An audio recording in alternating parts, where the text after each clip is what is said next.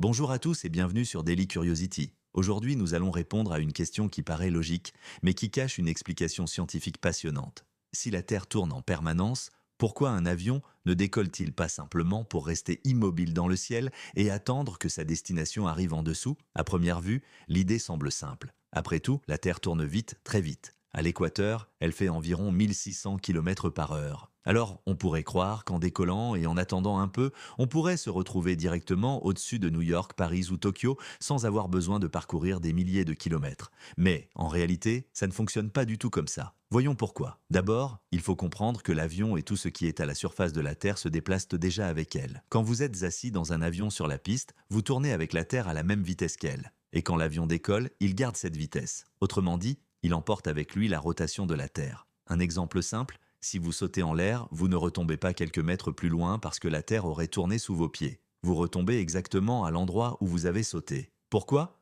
Parce que vous aussi, vous tournez avec la Terre. Ensuite, il y a un autre élément crucial, l'atmosphère. L'air qui entoure la planète ne reste pas immobile pendant que la Terre tourne. Il est entraîné avec elle, c'est un peu comme si vous étiez dans un train. À l'intérieur, vous, vos bagages et même l'air que vous respirez se déplacent tous à la même vitesse que le train. De la même manière, l'avion vole dans un air qui tourne déjà avec la Terre. Il ne peut donc pas rester immobile par rapport au sol car il est pris dans ce mouvement global. Alors, comment fait-il pour avancer? L'avion n'attend pas que la Terre tourne. Il doit se propulser dans l'air à l'aide de ses moteurs. Ses ailes et ses réacteurs utilisent l'air comme un bateau utilise l'eau. Pour aller de Paris à New York, l'avion pousse contre l'air et avance à environ 900 km par heure par rapport à cet air. C'est ce mouvement relatif dans l'atmosphère qui lui permet d'atteindre sa destination. Mais il existe une subtilité intéressante, ce sont les vents en altitude qui peuvent vraiment influencer le voyage. Par exemple, le jet stream, un courant d'air très rapide,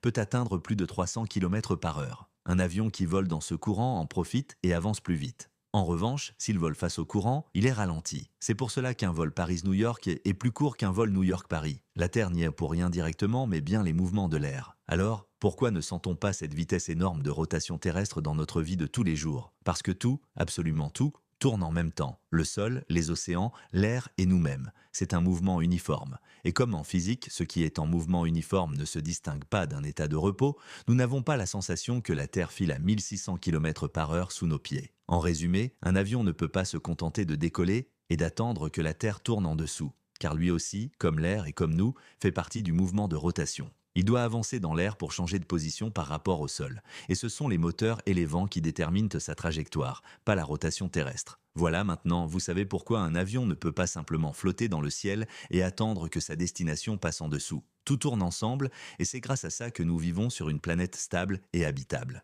Merci d'avoir regardé cette vidéo. Si vous aimez découvrir la science cachée derrière les choses du quotidien, abonnez-vous à Daily Curiosity. À très bientôt pour une nouvelle explication